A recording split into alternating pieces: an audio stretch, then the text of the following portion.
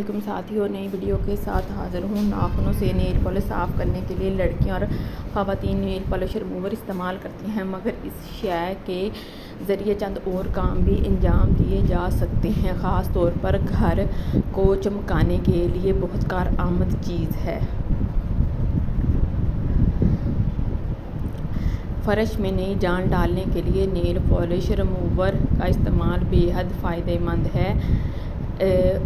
استعمال کے لیے کسی کاغذی تولیے کو اس محلول سے گیلا کریں اور ٹائلز کے علاوہ کنکریٹ کے فرش پر موجود ہر قسم کے نشانات صاف کر دیں، تاہم اسے لکڑی کی سطح پر استعمال نہ کریں۔ جوتوں کو چمکائیں۔ کسی کاغذی تولیے کو اس سے بھگوئیں اور جوتوں پر اس وقت تک پھیریں جب تک تمام داغ دھبے ختم نہ ہو جائیں۔ اس کے بعد صاف کپڑے کو پھیر کر جوتے چمکا لیں۔ کی بورڈ کی صفائی۔ روئی کو نیل پالش ریموور میں بھگوئیں اور نرمی سے لیپ ٹاپ کی کی بورڈ کیز پر پھیریں تاکہ وہ اپنی اصلی شکل میں آ جائے۔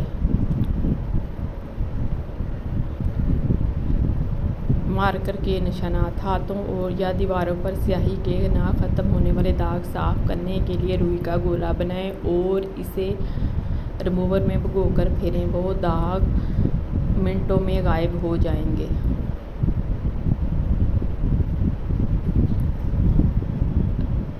ریزر صاف کریں۔ یہ محلول جرم کش ہوتا ہے۔ کسی ریزر کی صفائی کے لیے اسے ریموور میں بھگوئیں اور پھر بلیڈ کے درمیان کی جگہ کو پانی سے دھو لیں۔ یہ ایک بار پھر نئے جیسا نظر آنے لگے گا۔ داغوں کی صفائی۔ کسی پرانے کپڑے کو اس محلول میں بھگوئیں اور پھر چائے کافی کے داغ والی جگہ پر اسے رگڑنے کے بعد صابن اور صاف پانی سے دھو لیں۔ اسے پرچ پیالی پر جگہ پر بھی پھیرنے سے گریز کریں۔ کسی پرچ پیالی پر یا گرائنڈر وغیرہ پر پھیرنے سے گریز کریں۔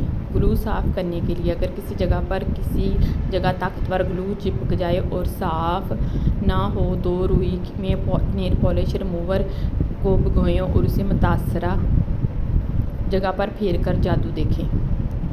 اللہ حافظ۔ چینل پہ نئے ہیں تو چینل کو کر دیں سبسکرائب، لائک، شیئر۔